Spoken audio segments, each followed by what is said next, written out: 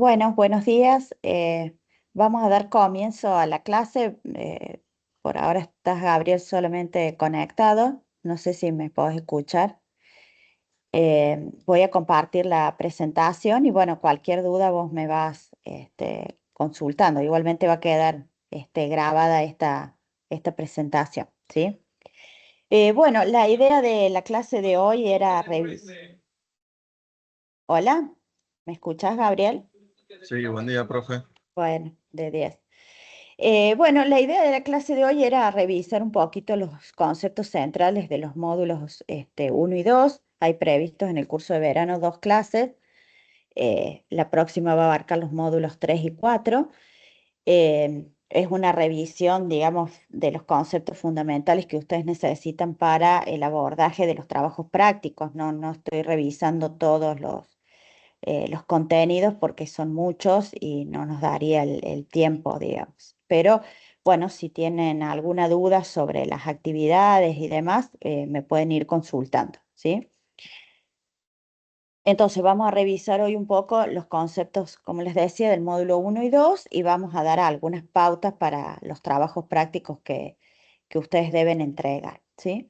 El módulo 1 contiene un repaso de lo que es distribuciones en el muestreo, fundamentalmente la distribución de la media muestral, lo que es estimación puntual y por intervalos, y algunas pautas, como les decía, para el trabajo práctico, para realizar el trabajo práctico 1, ¿sí?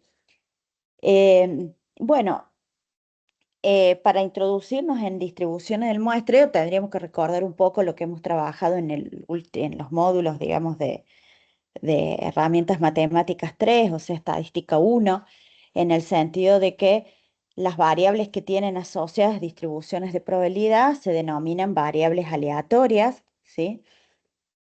Dentro de las distribuciones de probabilidad que hemos visto, en estadística 1 estaban, por ejemplo, la binomial, la Poisson para variables discretas, y estaba, por ejemplo, la normal para variables continuas, que ustedes sabrán ya de estadística 1 que es una distribución muy importante, la normal, en el sentido de que por la aplicación del teorema central del límite, muchas distribuciones que eh, no son normales se pueden aproximar a esta distribución si uno toma un tamaño de muestra suficientemente grande. Y en este sentido, la media extraída de una muestra también es una variable aleatoria porque, por un lado, puede asumir diferentes valores. Si yo pienso que quiero sacar, por ejemplo, el promedio de horas que dedica al estudio, los alumnos de una determinada materia y selecciono una muestra de 10 alumnos, seguramente la media muestral me va a dar un valor. Y si selecciono otra muestra distinta con otros 10 alumnos, la media muestral va a asumir un valor diferente y algunos valores serán más probables que otros. Entonces, en este sentido, la media muestral es una variable aleatoria porque se puede armar su distribución de probabilidad a partir de todas las muestras posibles obtenidas de una población con un determinado tamaño. Y cada una de esas muestras va a tener una probabilidad asociada.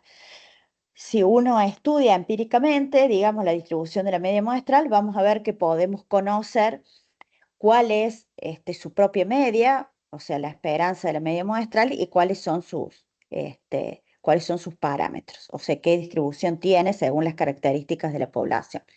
Y lo mismo pasa con la proporción muestral. La proporción hace referencia a la cantidad de individuos de una muestra que tiene una determinada característica o condición.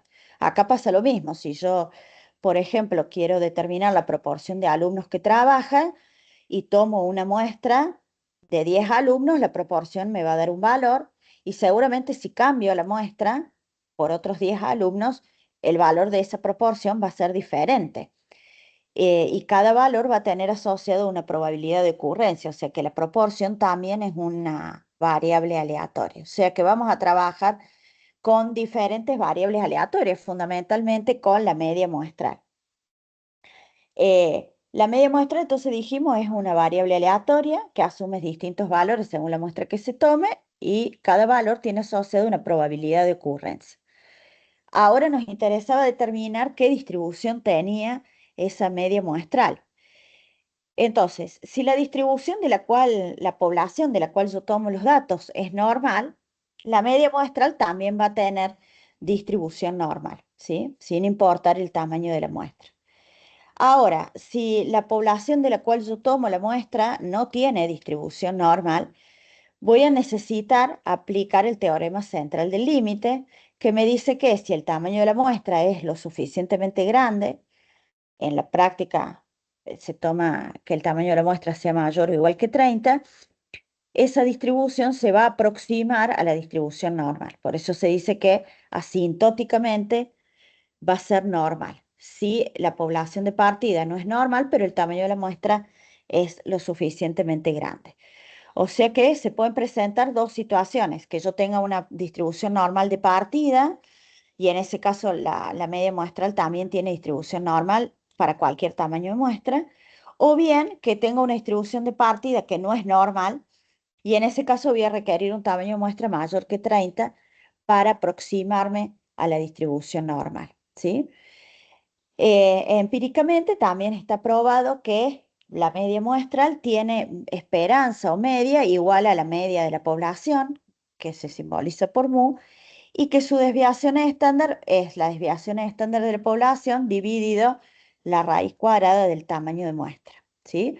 O sea que en cualquiera de las dos situaciones, este, si aproximo a la normal, la distribución de la media muestral va a ser una campana simétrica donde su media va a coincidir con la media de la población y va a tener una variabilidad que va a estar dada por la desviación estándar original de la población dividida la raíz del tamaño de muestra. O sea que su dispersión depende en cierta manera del tamaño de muestra que uno tome. Fíjense que el tamaño de muestra está en el denominador, o sea que en principio, cuanto más grande sea la muestra que yo tome, más pequeño va a ser este término, que es el error, digamos, de la desviación o la variabilidad de la media muestral, ¿sí? Más reducida va a ser la variabilidad cuanto mayor sea el tamaño muestra, porque el n está en el denominador del término de error, ¿sí? O sea que en estas dos situaciones termino trabajando con la distribución normal, ¿sí? Lo mismo o algo parecido pasa con la proporción.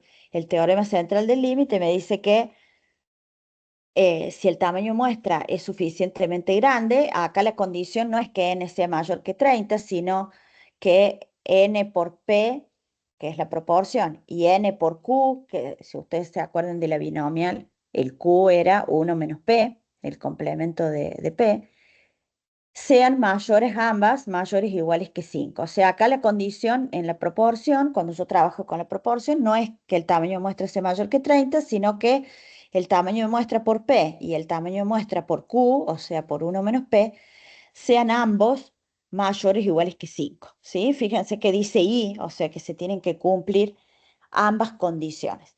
Entonces, si se dan esas condiciones, uno puede decir que la proporción va a distribuirse aproximada o asintóticamente normal, ¿sí? Con una media igual también a la proporción poblacional, que es pi, y una desviación estándar o variabilidad que va a estar dada por la raíz del producto entre la proporción y su complemento dividido el tamaño de muestra, ¿sí? Esto en términos teóricos, o sea, ¿cuál es el objetivo? Nosotros tenemos una población, todas las medidas calculadas en base a la población se denominan parámetros, ¿sí? Normalmente ustedes habrán visto que no puedo trabajar con toda la población por cuestiones de tiempo o de costos. En general, la estadística toma muestras de la población, eso lo tienen que haber visto en estadística 1, y todas las medidas que uno calcula en base a la muestra se llaman estimadores o estadísticos, ¿sí? Entonces, lo que vamos a tratar nosotros es de aproximarnos o conocer cómo se comportan estos parámetros en base a los datos de la muestra. Si la variable es numérica o cuantitativa, los parámetros que puedo calcular son la media y la varianza, que son muy sigma cuadrado. Y si la variable es cualitativa o categórica, lo que puedo sacar es la proporción de éxitos o de casos favorables, que es pi, ¿sí? Que ya hemos charlado un poquito al comienzo sobre su distribución. Estos parámetros yo no los voy a conocer. Para conocerlos tendría que trabajar con toda la población y eso es lo que quiero evitar. Quiero tomar una muestra y calcular estimadores o estadísticos para acercarme al valor de estos parámetros poblacionales. Entonces, normalmente para aproximar la media de la población se utiliza la media de la muestra, o sea, X barra, que es el estimador de la media poblacional. Para aproximar a sigma cuadrado, que es la varianza de la población, se suele utilizar la varianza de la muestra, que es S al cuadrado. Y para aproximarnos a la proporción poblacional, utilizamos la proporción de la muestra, que es P, ¿sí? O sea, si la muestra ha sido bien tomada, es de esperar que estos estimadores o estadísticos estén cerca del valor de los parámetros poblacionales, ¿sí? Entonces, ya restringiendo un poco al caso de la media, nosotros podríamos pensar, bueno, ¿cómo podemos estimar la media de una población que no conocemos? Queremos estimar la media de una población en base a los datos de la muestra, ¿sí? Y acá ustedes habrán leído en el material que tenemos dos posibilidades: hacer una estimación puntual y hacer una estimación por intervalos. ¿Cuál es la diferencia? Si yo tomo la muestra de la población y calculo el X barra, o sea, la media de la muestra, lo que estoy sacando o calculando es un estimador puntual. El X barra, o sea, cada uno de los estimadores que yo les he presentado en este cuadrito son estimadores puntuales del respectivo parámetro. Entonces, en el caso particular de la media, de mu, de la media poblacional, el X barra es su estimador puntual. Cuando yo tomo una muestra y calculo ese X barra, lo que estoy haciendo es una estimación puntual. Estoy calculando un único valor que yo supongo que si la muestra está bien tomada, debería estar cerca de el valor del parámetro, ¿sí? El problema con la estimación puntual es que no puedo conocer cuál es el error que está asociado a la estimación que estoy haciendo. O sea, calculo ese valor y no puedo decir nada más. Yo digo, bueno, si la muestra está bien tomada, este valor estaría cerca del valor del parámetro, pero no puedo medir el nivel de error que estoy cometiendo. Por eso, en general, en las estadísticas, antes que la estimación puntual, se prefiere la estimación por intervalos, donde yo armo un rango o un intervalo de valores posibles para el parámetro. Entonces, ¿cuál es la diferencia? Que ya no tengo un único valor como en la estimación puntual, sino que tengo un rango de valores posibles para el parámetro. ¿Cuál es la ventaja de la estimación por intervalos? Que como en la construcción del intervalo interviene lo que se llama el nivel de confianza, ese nivel de confianza está asociado con el nivel de error que yo puedo cometer al realizar la estimación.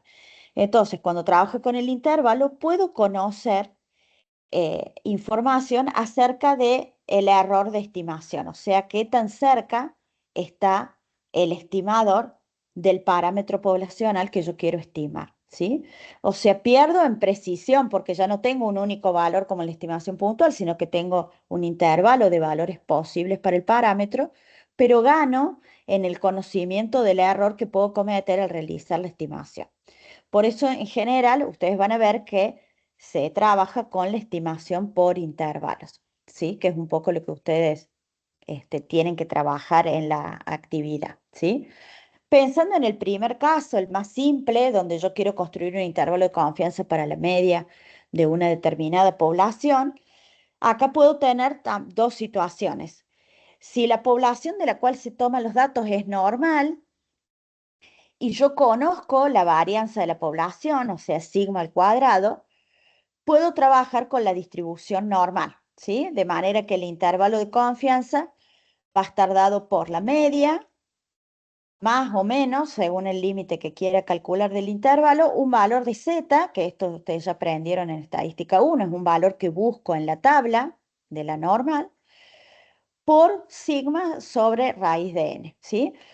Cuando a la media le resto este término, obtengo el límite inferior del intervalo, y cuando a la media le sumo este término, que es el error de estimación, lo que estoy haciendo es calcular el límite superior del intervalo. Este valor de z, ¿cómo lo voy a buscar en la tabla? Bueno, en base a la distribución normal y teniendo en cuenta el nivel de confianza que yo les decía. Cuando yo construyo un intervalo, siempre lo hago con un nivel de confianza. Ustedes habrán visto en el apunte que en general los niveles de confianza más usados son el 0,90, 0,95 y 0,99, ¿sí? Eso normalmente es un dato en el ejercicio o bien, como en la actividad, les dice, trabaje con, les da dos niveles de confianza y ustedes pueden elegir trabajar con cualquiera de esos dos niveles, ¿sí?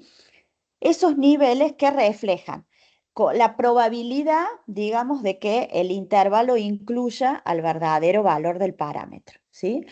Entonces, ese nivel de confianza va a ser el valor que está entre los dos valores de z que yo tengo que buscar en la tabla. Recuerden que como la distribución normal era una distribución simétrica respecto de cero, estoy trabajando con la normal estándar. eh, Estos dos valores de z que yo voy a buscar en la tabla son iguales en valor absoluto, uno con signo negativo y otro con signo positivo, ¿sí? Esto por ahí, bueno, si están un poco olvidados, estaría bueno que los repasen de los materiales que tenían de estadística uno, que en el módulo 3 se ven todas las distribuciones de probabilidad, entre ellas la distribución normal, y ahí seguramente ustedes en estadística uno aprendieron cómo buscar, digamos, en la tabla estos valores de Z. También hay aplicaciones, ¿no? Que uno puede descargar en el celular para calcular probabilidades o las pueden calcular como con Excel, digamos, hay muchas herramientas para calcular estos valores de Z, ¿sí? No me detengo mucho en esto porque es un tema de la materia anterior que ustedes ya deberían manejar, ¿sí? ¿Qué pasa cuando la población es normal, pero yo no tengo este dato de la varianza, de la desviación estándar poblacional? Pues en muchos casos, digamos, en la práctica, lo más común es que yo no tenga ese dato, porque si no conozco la media de una población, muy difícil es que conozca su varianza. Podría suceder que hubiera algún estudio previo, digamos, o alguna muestra piloto que hubiera estimado, digamos, esa varianza y uno tuviera el dato, pero en la práctica es poco probable que uno tenga esa información. Normalmente no conoce el sigma, sino que tiene su estimador puntual, que es el S, o sea, la desviación estándar de la muestra. Yo puedo construir el intervalo con las desviaciones estándar de la muestra, pero al trabajar con las desviaciones estándar de la muestra ya no uso la distribución normal para construir el intervalo, sino que uso otra distribución que se deriva de la normal, que es la distribución T de Student, ¿sí? Hay tres distribuciones que se derivan de la distribución normal, que son la T de Student, la distribución chi cuadrado y la distribución F de Fisher. Esas tres distribuciones están derivadas de la normal y trabajan con el concepto de grados de libertad para buscar en la tabla o en la aplicación. Los grados de libertad, matemáticamente, digamos, son la cantidad de observaciones linealmente independientes que uno tiene en la construcción del estadístico, pero en términos prácticos está relacionado con el tamaño de la muestra, ¿sí? El hecho de estimar, de usar la varianza estimada y no la poblacional real, hace que uno pierda, digamos, un grado de libertad.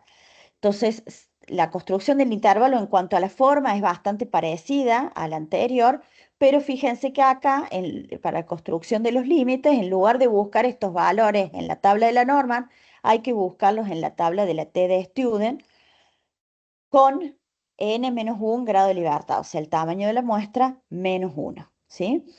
También utilizando el criterio, la distribución T de Student es una distribución bien parecida a la normal, en el sentido de que es simétrica con respecto a cero, de manera que esos dos valores de T que uno va a buscar son iguales en valor absoluto y uno tiene signo negativo y el otro positivo, ¿sí? O sea que pueden buscar solamente, por ejemplo, el positivo y cambiarle el signo porque saben que este va a ser igual, solo que con signo negativo, ¿sí?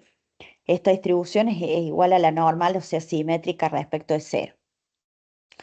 Y entonces uso esos valores de t para construir el intervalo, ¿sí? Entonces tengo que tener en cuenta qué información tengo. Si conozco la varianza de la población, uso la distribución normal en la construcción del intervalo, y si no lo conozco, uso la distribución t, ¿sí? ¿Vamos hasta acá? ¿Hay alguna duda? Bien. Bueno, para la construcción de intervalos de confianza para la proporción, el razonamiento es un poco similar, solo que voy a trabajar con la proporción. En este caso siempre se trabaja con la normal, siempre que se den las condiciones que vimos al principio, o sea que n por p y n por q sean mayores que 5, ¿sí? Bien, bueno, vamos a ver un ejemplito que ustedes pueden utilizar como referencia también para la realización del trabajo práctico 1. Es bastante similar, digamos, en cuanto a los objetivos y lo que pide, lógicamente con un caso diferente. El caso me dice que el gerente de producción de Cereal Snacks lanza al mercado cajas de cereales de distintos tamaños. Las máquinas de llenado, dice, están reguladas de tal manera que en promedio llenan según lo declarado en sus envases. Para un tamaño específico se observó un lote que el sistema podría estar, se observó en un lote que el sistema podría estar fallando y que no respetaría estos parámetros de producción. Se decide entonces estimar la verdadera media y se toma una muestra de 25 cajas. La información obtenida resultó una media de 359 gramos con una desviación estándar de 3. Entonces me pide que con un nivel de confianza del 95% yo opine acerca del funcionamiento de este sistema de llenado de las cajas en cuanto al valor medio, ¿sí? Entonces, siempre que es lo primero que uno tiene que hacer en un ejercicio de este tipo y que deberían hacer en el trabajo práctico uno, primero identificar cuál es el parámetro de interés en el ejercicio, si es la media, si es la varianza o si es la proporción, ¿sí? Fíjense que acá hay como una palabra clave en el enunciado que me da la pauta de que el parámetro sobre el cual se quiere hacer la estimación es la media. Dice, se quiere estimar la verdadera media del llenado. O sea que ya tengo claro, digamos que el parámetro de interés en este ejercicio es la media poblacional.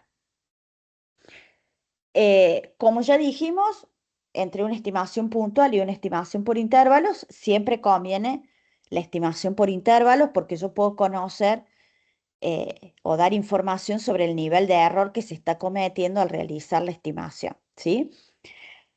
Me da la información obtenida de la muestra. Fíjense que me dice que de la muestra de 25 cajas que se tomó, se obtuvo una media de 359, este sería el X barra, la media de la muestra, y una desviación estándar de 3 gramos.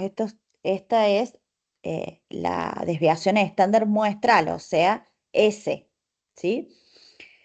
Bien, entonces, ¿cómo vamos a construir el intervalo de confianza? Según lo que vimos en el caso anterior, no me está dando información sobre la varianza poblacional, no me dice, se conoce que la varianza de la población vale tanto, solo me da la varianza de la muestra, con lo cual tendría que yo utilizar en la construcción del intervalo de confianza el estadístico T, ¿sí? El estadístico Z, dijimos, solo lo puedo usar si conozco la varianza de la población y el ejercicio no me la está dando, ¿sí? Entonces, ¿cómo voy a construir el intervalo? A la media de la muestra, que ¿cuánto era? 300, a ver, ahí está. Era 359 el X barra. Le voy a sumar y le voy a restar según el límite que quiera calcular, el valor de t que busca en la tabla. ¿Cuántos serían los grados de libertad acá? A ver, tengo que buscar una t con cuántos grados de libertad. Los grados de libertad de la t eran n menos 1. 24. Muy bien. Trabajaría con una t con 24 grados de libertad y usaría el nivel de confianza que me daba el ejercicio, que era del 95%. Y después reemplazo acá S por el valor del enunciado, que sería 3, el S sería 3, dividido la raíz de n, que sería 25, ¿sí? Raíz de 25. A ver, vamos a buscar el t, no sé por qué no lo puse acá, pero tengo la aplicación, si anoten ustedes. El t con 24 grados de libertad, habíamos dicho, y era una confianza del 95, o sea que va a acumular acá 0,97.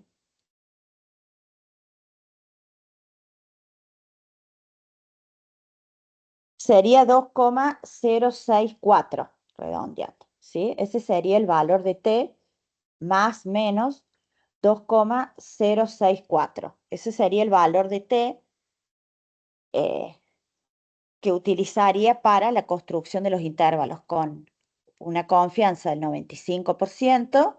Se habría que pensar, digamos, en esta distribución de acá, ¿sí? Acá sería una t con 24 grados de libertad y pensar que tengo que encontrar estos dos valores que encierran una probabilidad de 0,95.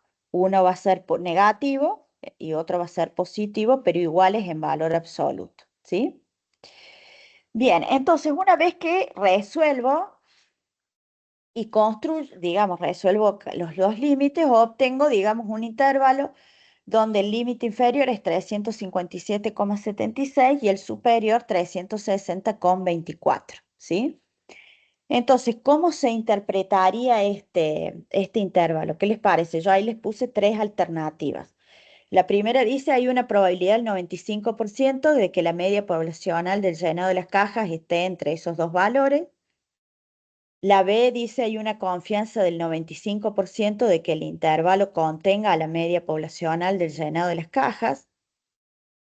Y la C dice con una confianza del 95% el intervalo contendrá a la media de las cajas. La B. La B y la C, las dos, perdón, acá dice la C, no, la media de las 25 cajas. Es la B, muy bien. ¿Sí? ¿Cuál es el problema con la A? ¿Por qué no es correcta la A? Porque fíjense que habla de probabilidad y no de confianza. Cuando uno ya construye el intervalo, o sea, toma la muestra y calcula los límites inferior y superior, el intervalo ya no es aleatorio, no tiene probabilidad. Ya el intervalo está construido para un determinado nivel de confianza. Entonces, en la interpretación del intervalo no es correcto hablar de probabilidad. Ese sería el problema que tiene la alternativa A. No hay que hablar de probabilidad en la interpretación, sino del nivel de confianza, ¿sí? Y el C, ¿cuál es el problema que tiene? Que dice que va a contener el intervalo a las medias de las 25 cajas, y eso sería la media de la muestra. Siempre el intervalo contiene la media muestral. Lo que nosotros queremos es que contenga a la media poblacional, que es la verdadera media del llenado de las cajas. O sea, el intervalo se construye para mu, no para el X barra. El X barra es un elemento, un estimador puntual que se usa para construir el intervalo. O sea que de la alternativa C, lo que estaría mal es que dice contendrá la media de la muestra de las 25 cajas y no a la media poblacional. Lo correcto es decir que contiene a la media poblacional, ¿sí? De manera que la interpretación B sería la correcta, ¿sí? Entonces, este ejercicio lo pueden tomar como base para la entrega del trabajo práctico 1, ¿sí? ¿Qué recomendaciones? Bueno, primero lo formal, revisar que cumpla con los requisitos que pide, digamos, el trabajo práctico, que tenga su carátula o encabezado con los datos de la materia, los datos personales de ustedes, ¿sí? Luego que el tamaño de letra, que sea un documento Word, fíjense que el trabajo práctico les pide que sea en formato de carta, o sea que hay que pensar que con los resultados del ejercicio ustedes deberían escribir una carta para el gerente donde en la carta muestren las principales conclusiones, ¿sí? Y agregar en el mismo documento un anexo con los cálculos que respaldan esas afirmaciones que ustedes han puesto en la carta, ¿sí? En la carta tienen que estar resumidas las conclusiones centrales del ejercicio, los resultados principales interpretados, y el anexo va a contener los cálculos que avalan todo en el mismo documento, o sea, no enviar planilla de cálculo por un lado y demás. Si han usado el Excel, que no hay problema en que lo usen, o algún otro software, no hay ningún problema, pero todo debe estar integrado después en el mismo Word, ¿sí? ¿Y cuál es, técnicamente? Bueno, un poco lo que hemos venido diciendo, que es importante identificar primero cuál es la población en estudio y cuál es la variable de interés en el ejercicio, ¿sí? Luego identificar, como hicimos en el caso, cuál es el parámetro que se quiere estimar, si es la media, si es la varianza, si es la proporción. Si es la media, fijarse bien cuál es la distribución que voy a utilizar para calcular las probabilidades. Si es la normal, porque conozco la varianza de la población, o bien si el ejercicio no me da la varianza de la población, recordar que tengo que utilizar la distribución T de Student, ¿sí? Como les decía, el enunciado les da la posibilidad de utilizar dos niveles de confianza distintos, el 90 o el 95, pueden elegir cualquiera de esos dos, y que no falte, lógicamente, la interpretación del intervalo en términos del problema que se les plantea, ¿sí? ¿Hay alguna duda, algo que me quieran preguntar del trabajo práctico, que es el que tienen que entregar la semana que viene? No, Bien, profe, yo tengo una duda en cuanto sí, a, es cortita. Si en el sí, parcial se pueden usar las tablas. sí, claro. En el parcial pueden tener las tablas limpias, digamos, sin anotaciones, porque no sé si rinden a distancia, van a tener que mostrar a la cámara, digamos, cuáles son que las tablas que van a usar y no pueden tener ninguna anotación, ¿sí? Pero claro que pueden usarlas para resolver los ejercicios. ¿Estamos? ¿Alguna otra consulta? Bien.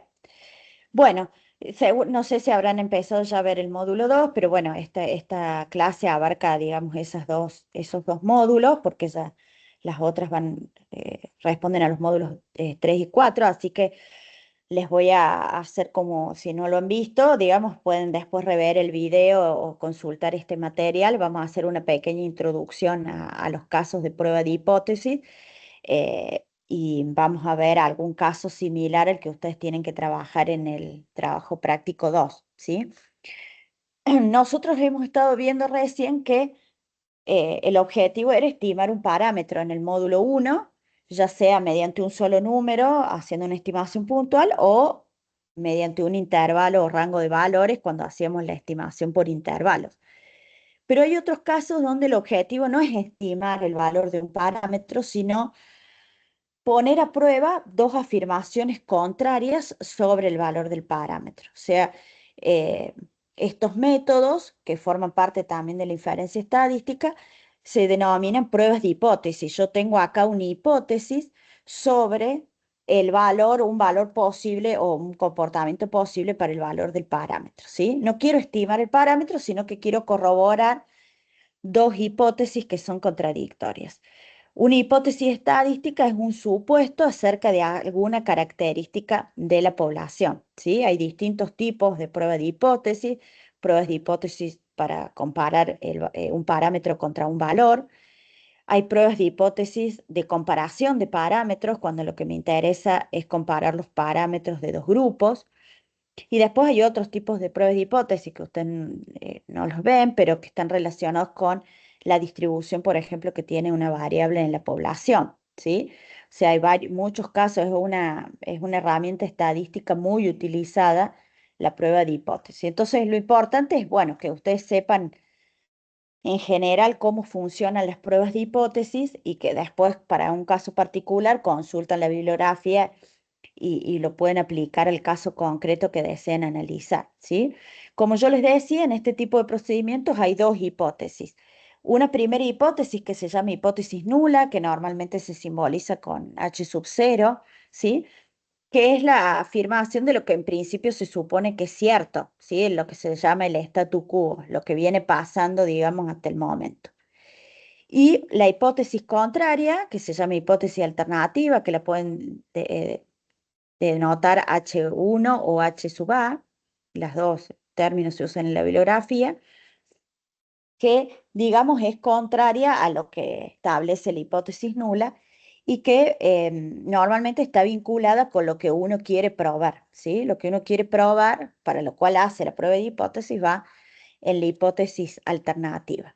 Entonces, en base a la muestra, la evidencia muestral, uno realiza el procedimiento de prueba de hipótesis, que ahora ya vamos a revisar cuáles son los pasos, para determinar si hay evidencia suficiente en la muestra para rechazar o no rechazar la hipótesis nula, ¿sí? Siempre la que se rechaza o no es la hipótesis nula, que es la primera, digamos, que uno plantea. Entonces, en términos de un parámetro, yo acá le he puesto tita, en general, pero ya después vamos a ver en el caso concreto, después este valor, este tita se reemplaza por el parámetro que uno quiere, pero si llamáramos tita a cualquier parámetro, la hipótesis nula en una prueba sobre un parámetro establecería que el parámetro es igual a un valor. Yo acá le he puesto tita sub 0, pero en el ejercicio este tita sub 0 va a ser un número, que es el número que nosotros querramos probar, ¿sí? Generalmente se plantea en términos de igualdad o también se puede establecer al revés estrictamente de la hipótesis alternativa, ¿sí? Y la hipótesis alternativa se puede plantear de tres maneras diferentes y esto va a depender del objetivo del ejercicio. Yo puedo plantear una prueba bilateral si me interesa probar si el valor del parámetro es distinto de un valor. Puedo plantear una prueba lateral derecha si lo que quiero ver es si el parámetro es mayor que un valor, o lateral izquierda si lo que quiero probar es si el parámetro es menor que un determinado valor, ¿sí? Fíjense que el signo igual nunca está en la hipótesis alternativa, siempre va en la nula, ¿sí? La nula, como les digo, hay dos criterios. Uno es plantearla siempre como igual y la alternativa, elegir cuál de estas tres voy a usar dependiendo del objetivo del estudio.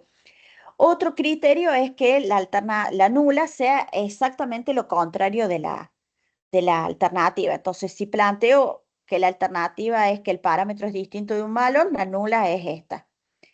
Si planteo una prueba lateral derecha, o sea que el parámetro es mayor que un valor, a la hipótesis nula la puedo plantear como que el parámetro es menor o igual. Esa es otra forma de plantearlo. Siempre con el igual, ¿no? Y si elijo la alternativa 3, o sea, una prueba lateral izquierda, que el parámetro es menor que un valor, acá la nula la puedo plantear al revés, mayor o igual, ¿sí? Son dos criterios. Algunos autores siempre usan el igual en la nula y la alternativa es la que plantean con alguna de estas opciones, o bien estrictamente al revés de la alternativa, ¿sí? Eso lo eligen ustedes. Es una cuestión de criterio. Entonces, ¿cuáles son los pasos que uno no debería omitir en ningún procedimiento de prueba de hipótesis? Que ustedes deberían revisar que estos pasos estén cumplidos cuando realizan una prueba. Bueno, primero, lógicamente, fijar las hipótesis nula y alternativa, porque si no fijo las hipótesis, no sé qué estoy probando. A veces hacen todo el ejercicio, pero nunca plantearon las hipótesis. Las hipótesis, como en todo estudio, deben ser el punto de partida que van a guiar un poco el análisis posterior. O sea que si se olvidan de las hipótesis, es un poco como que lo que hagan a posteriori no tiene demasiado sentido porque no sabemos qué es lo que han planteado como punto de partida, ¿sí? O sea que esto no puede faltar. Después van a elegir el estadístico de prueba. Hay distintos estadísticos. Los estadísticos son funciones que dependen del estimador puntual y del parámetro y que tienen estas distribuciones de probabilidad que yo les dije conocidas. Pueden tener distribución normal, pueden tener distribución T, chi cuadrado, F, dependiendo de la prueba, ¿sí? Luego tengo que fijar el nivel de significación, alfa, que es complementario del nivel de confianza que usábamos en los intervalos. En los intervalos a ese 90, 95, 99 le llamábamos 1 menos alfa, símbolos. Bueno, en las pruebas de hipótesis no se trabaja con nivel de confianza, sino se trabaja con su complemento, que es el nivel de significación, y se lo simboliza con alfa.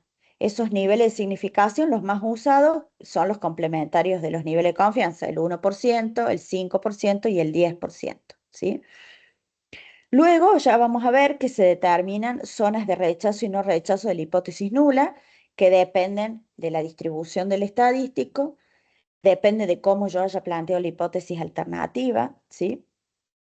Y dependen del nivel de alfa que yo haya elegido o que me proporcione el ejercicio. Luego tengo que calcular con los datos del ejercicio lo que se llama el estadístico observado, o sea, tengo que reemplazar en la fórmula que elegí en el paso 2 por los datos del ejercicio y ya calcular cuánto vale el estadístico.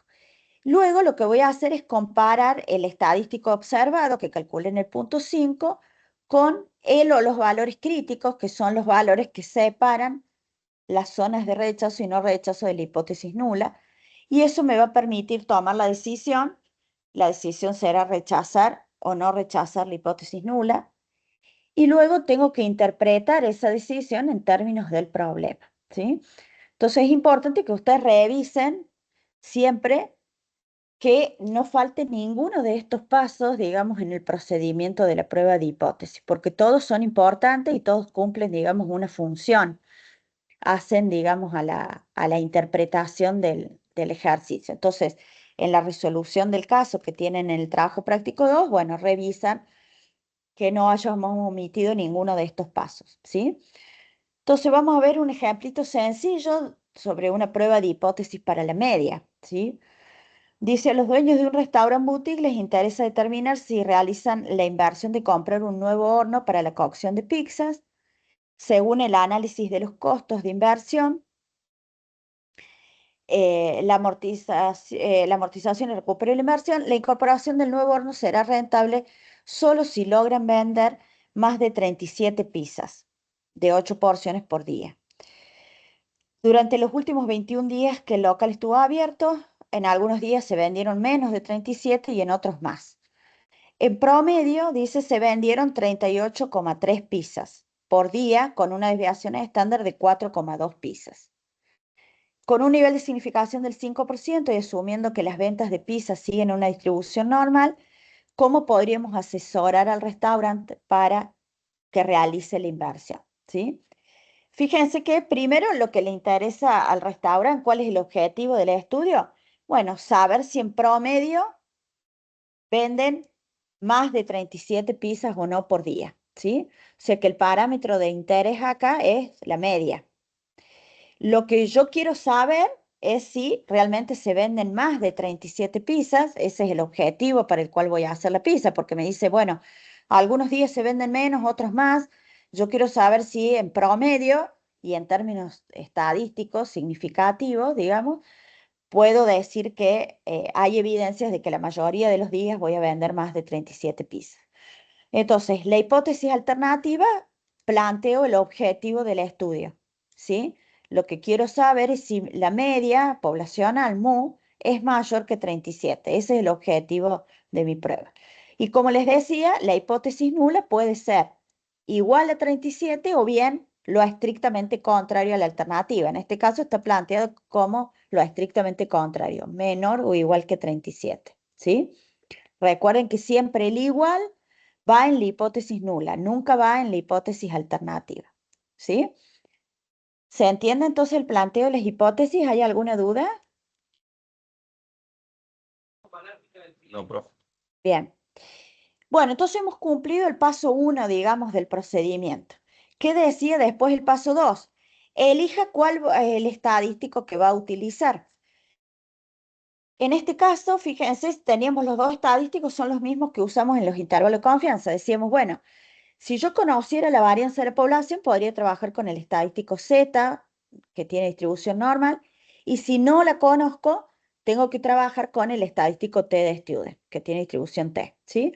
Acá no me da información el enunciado sobre la varianza de la población, solo me dice que de la muestra de 21 días se obtuvo una X barra, o sea, una media muestral de 37, y se obtuvo no, perdón, una media muestral de 38,3, este sería el X barra, 38,3, y una desviación estándar de 4,2. Pero esta desviación estándar es de los 21 días que yo tomé en la muestra, o sea que es la desviación estándar de la muestra.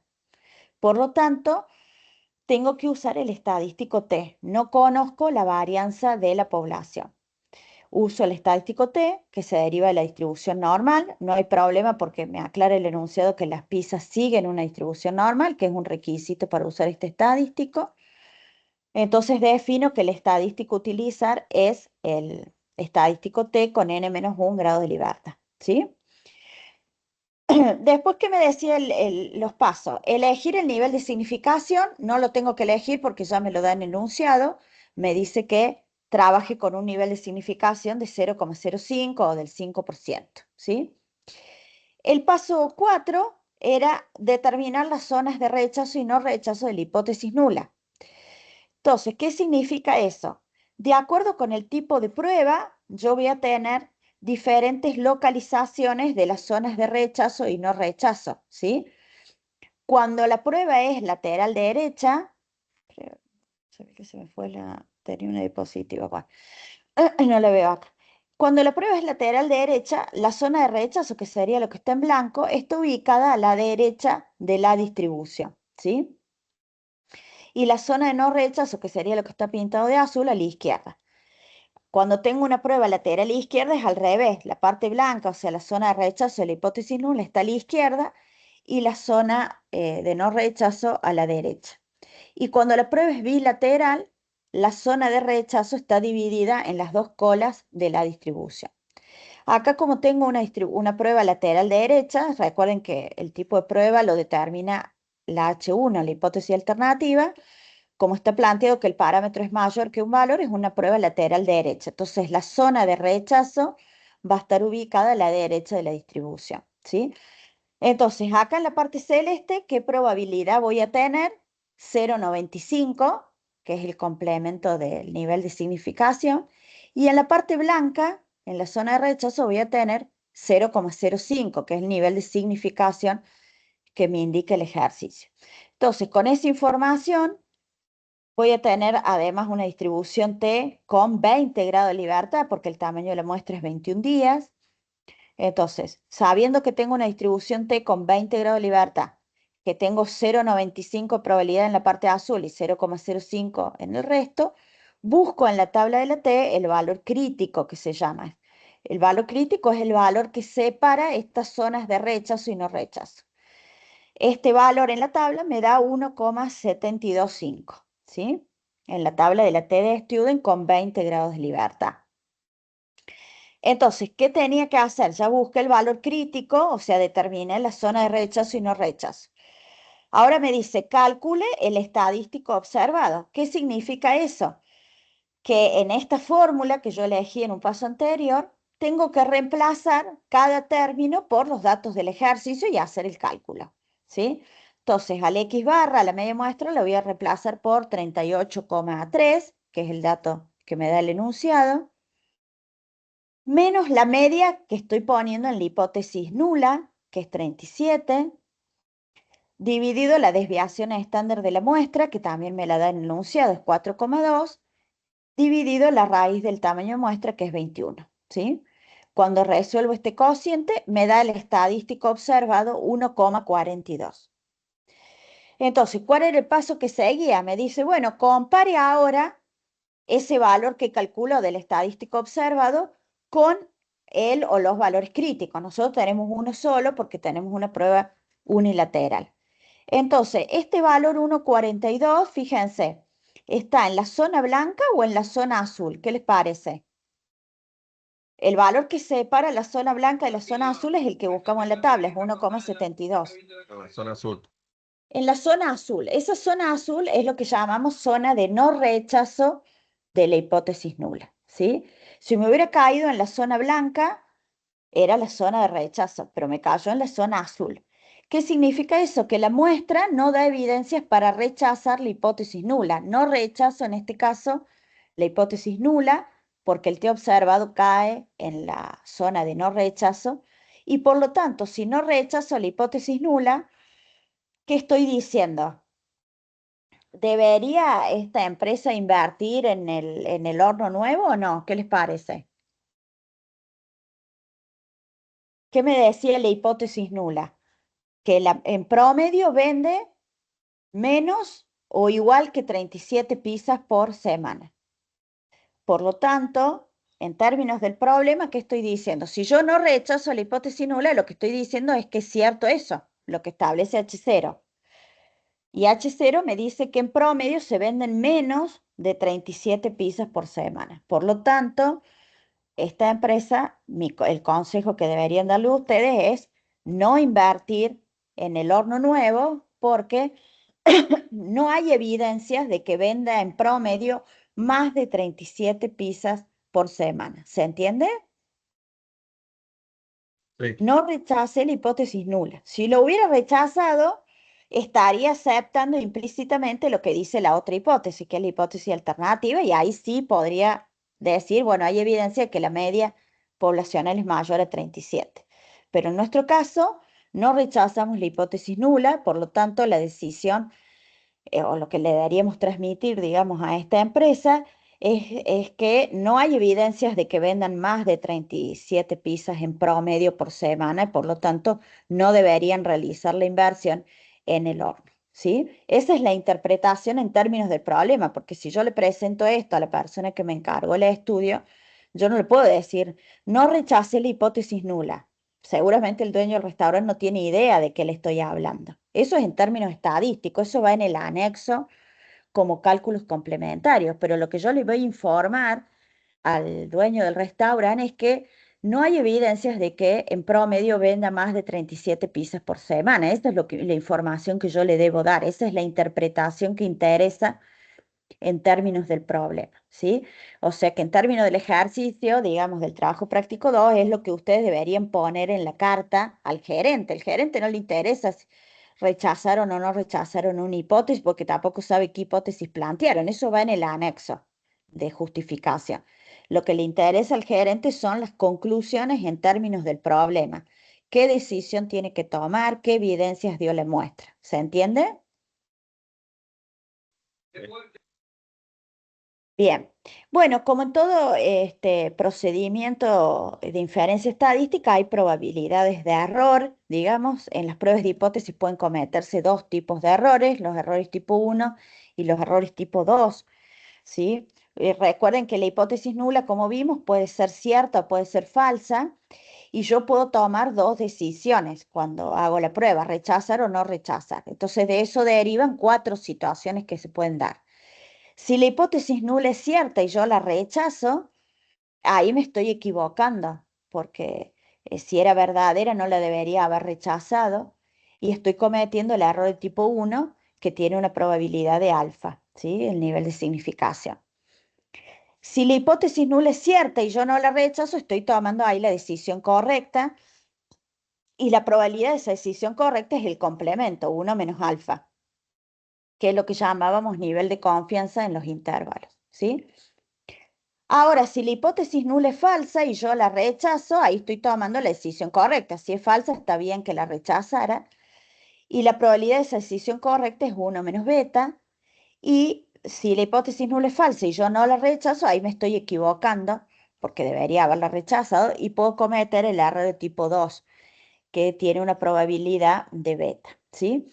Lo que uno trabaja en el ejercicio es el alfa y por lo tanto el uno menos alfa. El beta y el uno menos beta se pueden calcular indirectamente a partir del nivel de alfa que uno determine. Lo que hay que saber, digamos, es que alfa y beta se mueven en sentidos contrarios, o sea que si yo aumento la probabilidad de cometer el error de tipo uno baja la probabilidad de cometer el error de tipo 2 y a la inversa, ¿sí? Se mueven en sentidos complementarios siempre que tenga un tamaño de muestra fijo.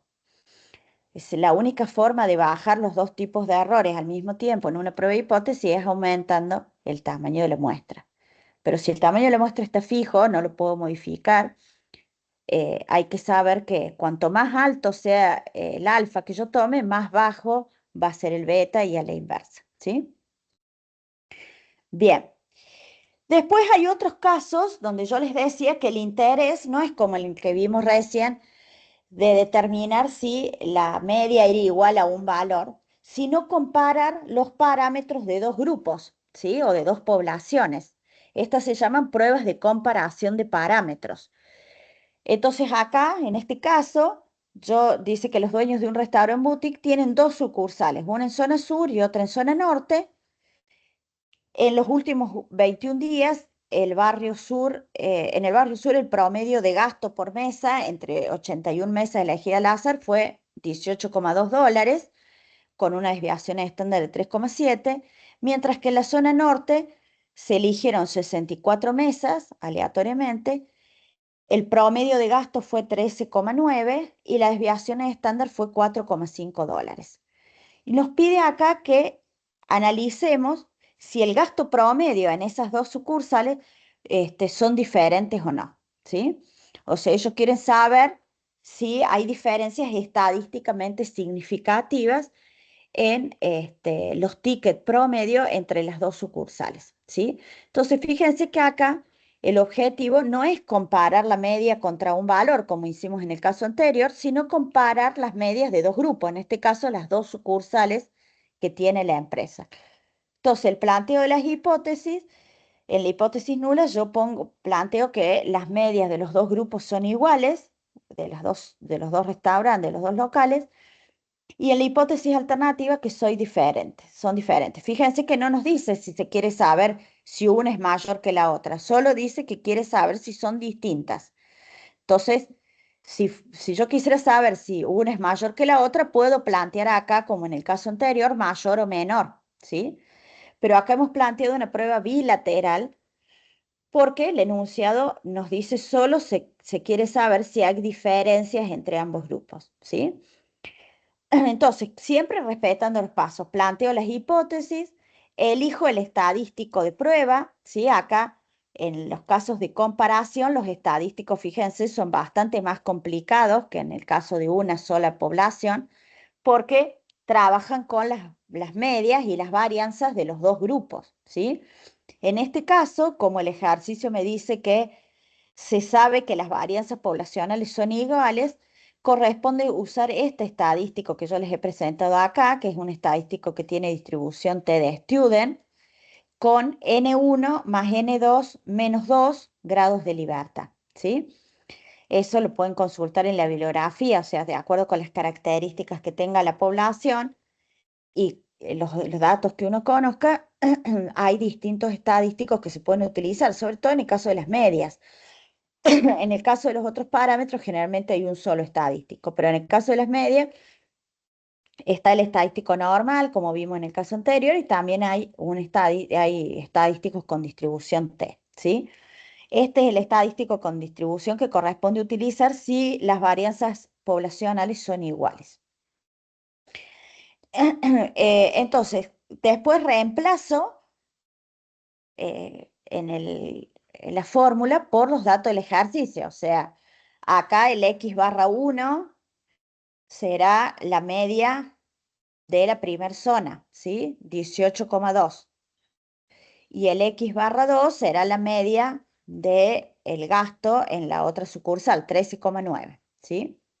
Esta diferencia va a ser cero porque siempre la estoy construyendo al estadístico bajo hipótesis nula cierta. Y en la hipótesis nula estoy suponiendo que estas dos medias son iguales. Si son iguales, su diferencia va a ser cero. O sea que esto siempre vale cero en la construcción del estadístico observado, ¿sí? Acá voy a tener el tamaño de la muestra 1 menos 1, que sería 81 menos 1, 80. Y acá voy a tener la varianza de la primera sucursal, que es 3,7 al cuadrado. Hay que ver bien si el enunciado nos da la varianza o la desviación estándar. Acá el enunciado nos da la desviación estándar, pero la fórmula me pide, fíjense, la varianza, porque está elevado al cuadrado, o sea que tengo que hacer 3,7 elevado al cuadrado para calcular. Acá voy a tener el tamaño de la muestra 2 menos 1. El tamaño de la muestra 2 es 64, menos 1 me quedaría 63. Acá también me pide la varianza de la otra muestra, que sería 4,5 al cuadrado. Y acá voy a tener N1, que son 81, más N2, que son 64, menos 2, ¿sí? 81 más 64, menos 2 grados de libertad. 81 más 64, 144 grados de libertad tendría el estadístico, ¿sí? Que es el valor que va acá. Y acá va la raíz de 1 dividido el tamaño de la muestra 1, o sea, 1 sobre 81 más 1 sobre 64, ¿sí? Cuando resuelvo esto, me da un t observado de 6,31.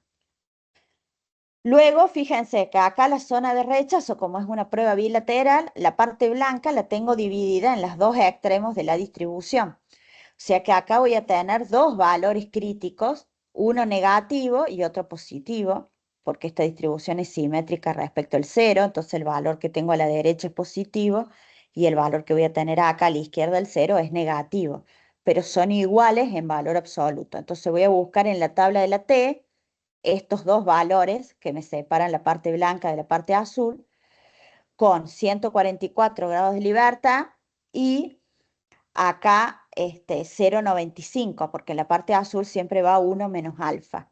Y el alfa que me indica el ejercicio es el 5%. Entonces acá voy a tener 0,95, ¿sí? Entonces esos valores críticos me van a dar 1,79 positivo y negativo. Tengo dos valores críticos. Entonces, ahora, ¿qué hacía? Me fijaba este valor que había calculado, el 6,31, dónde caía, si caía en la parte azul o en la parte blanca. La parte blanca son las zonas de rechazo de la hipótesis nula y la parte azul son las zonas de no rechazo. Este 6,31, ¿dónde cae? ¿Qué les parece? Rechazo. Muy bien, cae en la parte blanca, estaría por acá, es un valor bastante grande y yo tengo acá el 1,79, o sea, cae en la parte blanca, en la zona de rechazo. Entonces, la decisión, ¿cuál es? Rechazar la hipótesis nula. ¿Y cuál es la interpretación en términos del problema? ¿Qué le voy a decir yo a los dueños de este restaurante? ¿Los gastos en ambas sucursales son diferentes o no? ¿Qué le Sí, podemos decir? Que son diferentes. Muy bien. Rechacé la hipótesis nula planteaba que eran iguales. Si yo rechazo esto, implícitamente estoy aceptando la hipótesis alternativa. Y la hipótesis alternativa lo que me dice es que la media de la zona 1 es distinta de la media de la zona 2, ¿sí? O sea que lo que yo le debería decir a los dueños del restaurante es que hay evidencias de que las dos sucursales facturan en promedio valores distintos de acuerdo con las muestras que hemos tomado, ¿sí? Lógicamente que las medias muestrales me dan algún indicio de cuál de las dos sucursales factura más. Fíjense que en la sucursal 1 tenemos una media muestral de 18,2 y en la zona norte tenemos una media muestral de 13,9, o sea que es de esperar que esta diferencia se debe al hecho de que la zona sur está facturando más en promedio. Yo podría plantear también una prueba, si quisiera corroborar eso, hacer otra prueba, pero lateral derecha. O sea, acá en la hipótesis alternativa, en vez de poner mu sub 1 distinto de mu sub 2, pondría mu sub 1 mayor que mu sub 2, ¿sí? Si yo cambiara esa hipótesis alternativa, ¿qué cambiaría de este procedimiento? ¿Qué les parece? ¿Qué paso cambiaría y qué paso podría usar de lo que ya tengo? ¿El estadístico cambia? Perdón, profe, no lo escuché. ¿Qué cambiaría, digamos, si yo planteo acá como una prueba lateral, mu sub 1 mayor que mu sub 2, en lugar de una prueba bilateral? ¿Qué cambia de este procedimiento que hicimos nosotros acá?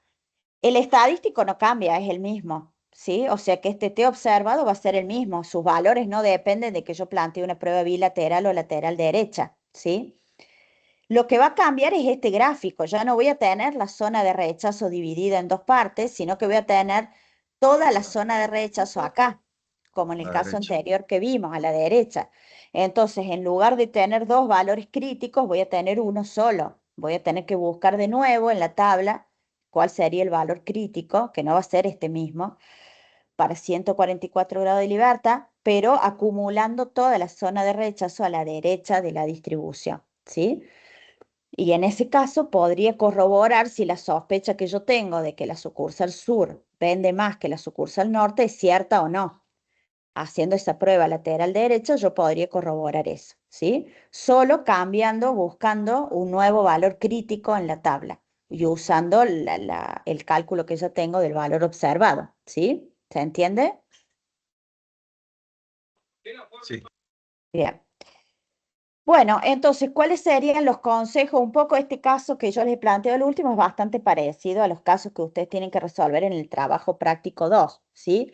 Recuerden que el trabajo práctico 2 tiene una participación en el foro que es previa a enviar el trabajo, que es obligatoria. O sea, yo no les puedo corregir el trabajo práctico 2 si no han participado en el foro, ¿sí? Así que recuerden cumplir con esa condición antes de enviar el trabajo práctico 2, cumplir, como ya dijimos, con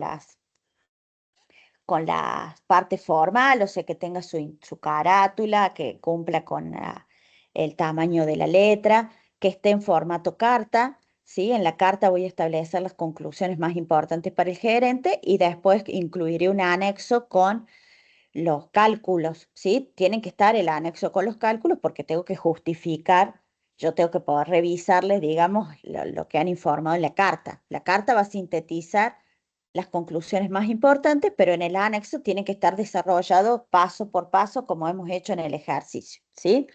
Entonces, siempre cuando tengo que hacer una prueba de hipótesis, identificar cuál es el parámetro para el cual me están pidiendo la prueba, analizar si se quiere comparar el valor de ese parámetro o si se quieren comparar los parámetros de dos grupos, ¿sí? O sea, si es el caso primero que vimos, donde el parámetro se comparaba con un valor, o si el caso 2 que vimos, que es de comparación de parámetros de dos grupos, ¿sí? Una vez que he determinado eso y planteado las hipótesis, definir cuál es el estadístico que voy a utilizar en función de la información que tenga, sobre todo si van a hacer pruebas sobre la media, determina el estadístico el hecho de conocer o no las varianzas poblacionales. Hay que ver si uno compara dos grupos, si las varianzas poblacionales son iguales o no. Entonces, todos esos supuestos hay que analizarlos en el caso del ejercicio para determinar qué estadístico corresponde usar, si es un estadístico con distribución normal o es un estadístico con distribución T y cuáles son los grados de libertad de ese estadístico, ¿sí? Y revisar, como les decía, que no falte ninguno de los pasos del procedimiento que yo les he dado. Todos esos pasos son importantes y tienen que estar cumplidos y explicitados, digamos, en el anexo. ¿Estamos? Bien. Bueno, ¿dudas? ¿Alguna consulta? No sé, supongo que todavía no han avanzado mucho sobre el módulo 2, pero bueno, si pueden volver a ver después el material que yo les voy a compartir una vez que tenga la grabación. Y bueno, consultarme lógicamente por mensajería si va surgiendo alguna duda sobre la realización del trabajo práctico 2. Si toman un poco como base lo que hemos trabajado en esta clase, yo siempre les pongo algún ejemplo parecido al que ustedes tienen que analizar en los trabajos prácticos. Así que si han entendido los conceptos de esta clase, tanto para el módulo 1 como para el módulo 2, no deberían tener inconvenientes para realizar los trabajos prácticos, ¿sí? Bien, ¿alguna consulta, alguna duda, algo que quieran preguntar? No, profe, yo no. Bueno, perfecto. Bueno, muchas gracias. Estamos en contacto. Nos vemos en el segundo encuentro. Que estén No, bien. profe, gracias. Profe, gracias.